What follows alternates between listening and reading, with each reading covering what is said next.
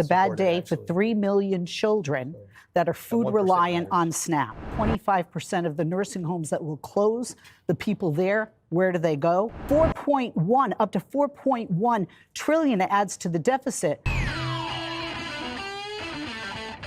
I've got a few different clips from Fox News The 5 for us to look at, with Jessica Tarlov's fill-in still shutting down her MAGA co-host, so I thought it'd be worthwhile of jumping into. But first, take a moment, leave us a like on the video. It lets us know you enjoy the content. It's free, it only takes a second, and we'll get right into the debate. What my side of the aisle did is they listened to the American people. Only 30% support this bill, 50% don't. The constituencies of Democrats throughout the country, whether they're a House member or for the state in the Senate, don't support this. I'm going to talk about a bad day. Since you talk about a bad day, it's a bad day.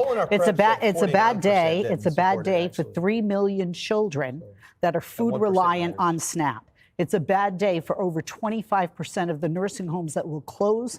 The people there, where do they go? Those families that need that help and the people that work in those communities. It's a bad day for the rural hospitals that'll close. It's a bad day for the city hospitals and the doctors and the nurses and the other medical staff that will be overburdened by those closures. This is the point that needs driven home among the propaganda that is surely to come from the right in the passing of this bill. What they are taking from us far outweighs the crumbs they're trying to dangle in front of you. For the average American, this nets you only an extra $12 a check in exchange for millions losing their food stamps, rural hospitals closing, nursing homes having to close down, which people will have to leave the workforce to care for their loved ones. People spending more money on food because of not having the food stamps will have less money for things like childcare. They're going to have to leave the workforce also. It all around creates bad outcomes and doesn't present many solutions. It's unprincipled, and the effects abroad are even worse. If you look at like the Lancet study that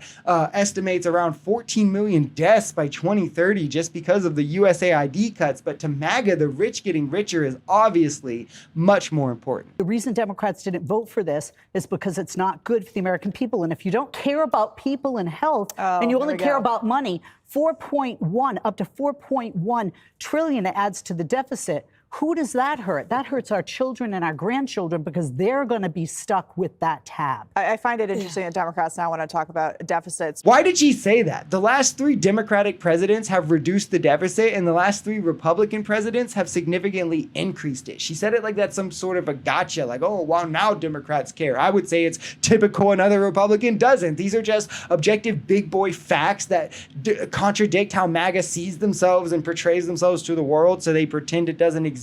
This is on top of the fact that Republicans historically have added more to the debt. Donald Trump himself has added more to the debt in one term than any president in history. His tax code allowed Biden to add tons to the debt as well. Democrats create more GDP and higher wages. We also know for a fact without the Bush and Trump 1 tax cuts, our deficits would be permanently reducing and our debt would be being paid off. It's only because Republicans want to enrich in the wealthy that we're even in this position that they pretend is all because of the Democrats anyway. This is a huge nation. It's 50 states. We have different districts. In the state of California where I live, we have very red areas, very blue areas. This is New York, and New York is not Mississippi. And New York is not Southern California even. What he did, and even Republicans, many that I know will say, he ran a very effective campaign. He did what AOC did. He listened to the people. He spoke to their needs, which were largely along the economic line. He got out there. He pounded the pavement. That's what he did. Also, he did have some bad characters that he was playing up against. Yep. And I'm sorry, Stephen A. Smith, I've said it before. He is not a spokesperson for my party. You know, he said he's going to run for president. Yeah, nobody's taking the Stephen A. Smiths of the world serious in politics. Surely not on the left. Maybe like Fox News is trying to frame him like for the Democrats, but like nobody in Democrat circles is talking about Stephen A. Smith's opinion. But the Zorons and the AOCs are the future of the party, right? These progressive populist voices who listen to the people, put workers first, that believe everyone should have access to things like childcare, like healthcare, equal opportunity, transportation, return to being the party of the New Deal, right? The Civil Rights Act, stand unabashedly with minority groups on racial grounds, on LGBTQ grounds, and push these fascists out of our government, because I've seen 6 months of this so far, and I can already tell you that America cannot take much more of it.